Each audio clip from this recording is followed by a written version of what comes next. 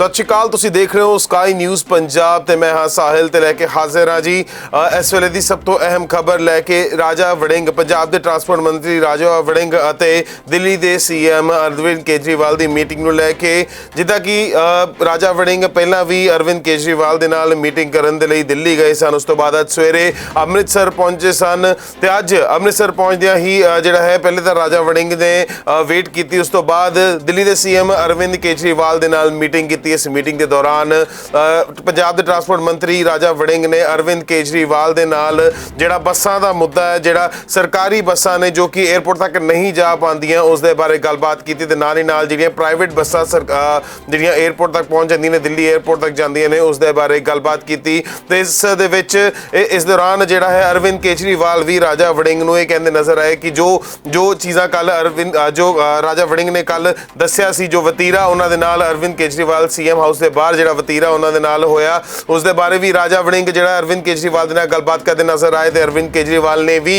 राजा वड़िंग नूं अपने घर सद्दा दिता है ताकि वो अपने पूरे परिवार दे नाल उन्हां दे घर जाण ते वो जिहड़ा है दिखा सकन। पर फिर तुहानूं दस दईए कि अरविंद केजरीवाल ते पंजाब के ट्रांसपोर्ट मंत्री राजा वड़िंग की मीटिंग जिहड़ी हो गई है, जिस तो बाद राजा वड़िंग का की कहना है तुसीं भी सुनो। केजरीवाल साहब जा रहे सी, मैं उन्होंने आवाज़ दी, ही सेड हाँ जी राजा वड़िंग साहब।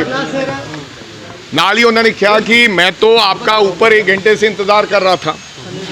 तो मैंने कहा कि मैं आपको कैमरे के सामने मिलना चाहता था। उन्होंने कहा कि आप कल आए, बताया ही नहीं। मैं बताते तो अपनी घरवाली को कहता कि आपको चाय वाय पिलाते।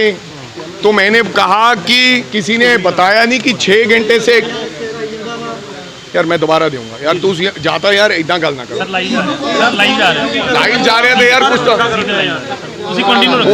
उन्होंने मेरे को कहा कि मैंने अपनी घरवाली को कहता आपको चाय पिलाते।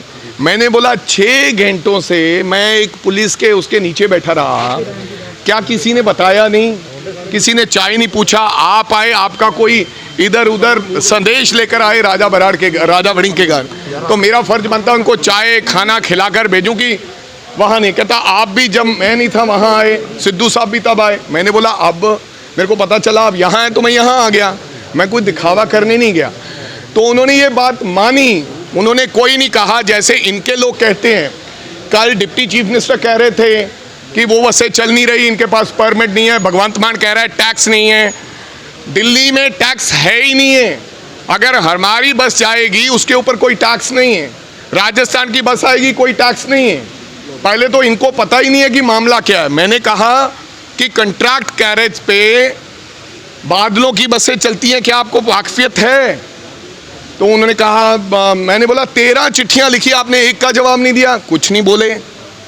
मैंने कहा कि क्या आप चाहते हैं कि लोगों की लूट ना हो? 3000 रुपया लेते हैं जबकि 1200 रुपये में बस चल सकती है। आप हमारी बस मत चलने दो, लेकिन दिल्ली सरकार बस चला दे NRI भाइयों के लिए और लोगों के लिए। एयरपोर्ट से दिल्ली सरकार बस चला दे जो 1200 रुपये में आए। तो उन्होंने मेरे को कहा मैं आपको बुलाऊंगा, आपको और अपनी घरवाली को। मैंने बोला जब बुलाओगे मैं आऊँगा आपका सत्कार करने के लिए, और मसला हल होना चाहिए। ही सेड कि हम ये मसला हल करेंगे। तो मैंने बोला कि आप कब बुला? कहता मैं एक आधे दिन में, कहने लगे कि मैं बुलाता हूँ, तो एक आधे दिन में बुलाता हूँ। कहने लगे भी एक आधे दिन च मैं थोनू सदा देख दे। मैं आख्या कि 87 लाख रुपया बादलों दी बसां लुट रही हैं। ऐसी केड़ी गल है कि बादलों दी बसां ही चल रही, लेकिन उन्होंने को किसी गल का उत्तर नहीं सी। उन्होंने अगों ये कहा कि मैं थोनू सदूंगा तो तुसी उत्थे आओ तो आप बैठ के मसला हल करांगे। हुण देखते हैं केजरीवाल साहब राजा वड़िंग नूं सादे कि नहीं सादे। पहली गल तो मोहर लग गई है कि राजा वड़िंग जिहड़े मसले नूं लैके घूम रहे हैं वो बिल्कुल पुख्ता ते सही मुद्दा है। उन्होंने कहा कि मसला हल करांगे। सो 12 सालों का, किन्ने सालों का साडा नुकसान हो रहा 2018 तो लेके आज तक। सो ये गल वो मन्ने है कि बिल्कुल गलत गल है। हुण देखते हैं कि वो बादलों नूं फायदा पहुँचाते रहणगे जां मैनू सद के पंजाब रोडवेज की बस चलाउणगे। मैं उन्होंने ये भी कहा मैं उन्होंने ये भी कहा कि तुसी कल ही दिल्ली तो बस चलाओ। राजा वड़िंग एक दिन दे विच तुहानू सारे एग्रीमेंट ते साइन करके देगा ट्रांसपोर्ट मंत्री, तां जो मेरे NRI भरावां दी, पंजाबी भरावां दी लुट जिहड़ी ना हो सके। उन्होंने मैनू ये भी कहा कि हमने 114 बसें बंद की हैं। मैंने कहा कि बादलों की, मैं क्या बादलों दियां तो बसां ही 35 चलदियां, 114 किहड़ियां बस बंद कर दियां। फिर कहते नहीं नहीं पूरे राजस्थान किया फलाने दियां। मैं क्या बादलों दियां बसां ही 35 है। सो अज भी मैं चैलेंज करदा है कि बादल दी इंडो कनेडियन अगर केजरीवाल सरकार ने इंपाउंड कीती है तो ओरियां फोटोआं ते कल दी तरीक तो पहलां दा ओरा इंपाउंड दा चलान अगर वो दिखा दें तो मैं कहांगा कि ये सच बोलते हैं। अगर वो कल तो पहलां दा चलान भी है नहीं, वो दिखाउण 114 या 75 या 18 बसां बादल दी एक बस इंपाउंड नहीं की दिल्ली च। हाँ हो सकता है अज कर दें, हो सकता है कल कर दें। सो ये बिल्कुल कोरा झूठ सीगा। पर लेकिन मैं क्या किसे, मैं क्या थोड़ा डिप्टी चीफ मिनिस्टर नहीं वाकिफ, इसे करके तो मीडिया च सामने गल करने लई तैयार नहीं है। पर बीइंग ए चीफ मिनिस्टर और बीइंग ए मिनिस्टर जो मैं सत्कार दे सकता सी उन्होंने दिता, उन्होंने नाल मैं आवाज मारी तो खड़े हो गए। तो जिवें पॉलिटिकल स्टंट हुंदा कि मैं आपको बुलाऊंगा आप मिलने, मैं क्या कल गया सी किसी ने चाह नहीं पूछा। सो उवें एक पॉलिटिकल स्टंट कह गए हैं। मैं जनता नूं बेनती करनी चाहना है, मैं दोबारा फिर कल ट्वीट करूंगा, चिट्ठी लिखूंगा कि मैनू टाइम दिता जाए, मेरी बस चलाई जाए। और अगर बस चलाई जाती है तो मैं समझदा कि ये बहुत वड्डा कदम होएगा कांग्रेस पार्टी का, ते बादलों तो छुटकारा होएगा। और अगर जरूरत हैगी आ, अगर आम आदमी पार्टी जरूरत हैगी आ, मैं उन्होंने बेनती करनी चाहना है कि मैं उन्होंने नंगा किया है कि वो कंट्रैक्ट कैरेज बसां नहीं हन, वो स्टेज कैरेज बसां चलदियां हन। मीडिया के सामने नंगा किया है। मैं चैलेंज करदा दिल्ली सरकार नूं कि कृपा करके हर 2 घंटे बाद इंडो कनेडियन की सर्विस है। अगर जरूरत है, अगर दम है तो बादल दी बस दिल्ली च बंद करके दिखाओ। बादल दी एक भी इंडो कनेडियन दिल्ली च नहीं चलनी चाहिए। दिल्ली सरकार थोड़ी है और नॉर्म्स की उलंघना कर रही है। मैं आपके वालों उन्होंने 7 दिन का नोटिस दे दिता है और 7 दिनों के नोटिस तो बाद मैं इंडो कनेडियन के सारे परमिट रद्द कर देंगा। अज नोटिस दिते नूं 2 दिन हो गए हैं ते अगले 4 दिनों नूं इंडो कनेडियन राजा वड़िंग कांग्रेस पार्टी की सरकार ते बादल दियां बसां ते 87 लाख रुपया जिहड़ा रोज सुखबीर के घरे डिगदा है वो मैं बंद करांगा। परमात्मा कृपा करे। 4 साल राय जी 4 साल ऑब्जेक्शन ये है कि वो स्टेज कैरेज दे वांगू चल रही हैं। 3 बसां असीं फड़ लईआं जांदियां बसां टूरिस्ट चढ़ा सकते एक थां तो टूरिस्ट लैन ते दूजी थां ते लाउण। वो फ्लोर फगवाड़ा ग्राहां इत्थों पैसेंजर ते विच पैसेंजर बैठे सन, उन्हां दी गवाही नोट है, उन्हां दे दस्तखत है चलान दे उपर, उन्होंने मन्ने हैं, मीडिया के सामने बने हैं। सो मीडिया एक प्रूफ है जिहदे सामने उन्होंने कहा कि असी अड्ड अड्डियां तो चढ़े, अड्ड थावां तो चढ़े, जबकि वो नॉर्म्स की उलंघना है। दिल्ली हाई कोर्ट के ऑर्डर के मुताबिक वो इदा नहीं कर सकते। उस दे तहत असी उन्होंने नोटिस दिता है। कैप्टन राज दे 4 साल ਹੁੰਦੇ ਰਹੇ ਇੱਕ ਭਲਾਵਾ ਜੀ ਉਦੋਂ ਰਾਜ ਜੀ ਕੋਈ not only captain even Kejriwal captain सरकार केजरीवाल की भी सरकार सी दिल्ली च। जी ये दोनों दे रल के बादलों नूं फायदा हुंदा रहा। केजरीवाल भी रद्द कर सकता सी। ਉਦੋਂ ट्रांसपोर्ट मंत्री मैं क्या उदों भी चिट्ठी लिखी रजिया सुल्ताना ने, लेकिन केजरीवाल ने जवाब नहीं दिता। मैं चिट्ठी भी दिखाई है रजिया सुल्ताना की, उस वेले की चिट्ठी भी दिखाई है, लेकिन केजरीवाल साहब ने ये दोनों की मिली भुगत सी केजरीवाल और अमरिंदर की। अगर अमरिंदर सिंह नहीं कुछ करता सी तो केजरीवाल उन्होंने बसां के परमिट रद्द कर सकता सी। क्यों नहीं किते? क्यों बस इंपाउंड नहीं की? एंड शो मी सिंगल इंपाउंडेड बस। एक भी बस मैनू जी 2008 तो बाद सरकार की बस इंपाउंड की, पनबस की बस इंपाउंड की, मैं महीना ला के कोर्ट चो छड़ाई, लेकिन कोई बस बादल की इंपाउंड नहीं की। पर अज भी चैलेंज है। कल डिप्टी मुख्यमंत्री ने जो झूठ मारिया उन्होंने माफ़ी मंगनी चाहिए उस झूठ की कि मैं बस इंपाउंड की।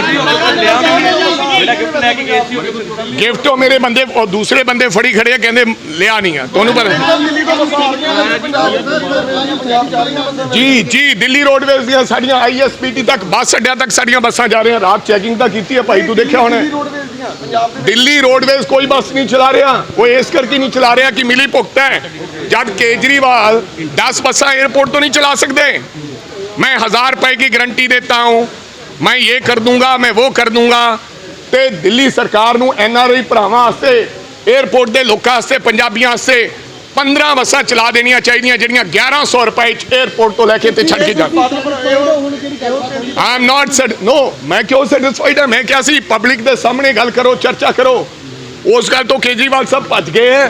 ਮੈਂ ਸੈਟੀਸਫਾਈਡ ਨਹੀਂ ਹਾਂ। ਹਾਂ, ਮੈਂ ਉਸ ਦਿਨ ਸੈਟੀਸਫਾਈਡ ਹੋਵਾਂਗਾ ਅਗਰ ਕੇਜਰੀਵਾਲ ਸਾਹਿਬ ਸੱਦ ਕੇ ਇਹ ਗੱਲ ਮੰਨ ਲੈਂਦੇ ਆ, ਉਹਨਾਂ ਦੀਆਂ ਬੱਸਾਂ ਬੰਦ ਕਰ ਦੇਣ ਤੇ ਦਿੱਲੀ ਸਰਕਾਰ ਦੀਆਂ ਜਾਂ ਪੰਜਾਬ ਸਰਕਾਰ ਦੀਆਂ ਬੱਸਾਂ ਚਲਾਉਣ, ਫੇਰ ਮੈਂ ਮੰਨਾਂਗਾ ਕਿ ਬਾਦਲਾਂ ਨਾਲ ਕੇਜਰੀਵਾਲ ਸਾਹਿਬ ਦਾ ਸਮਝੌਤਾ ਨਹੀਂ ਹੈ।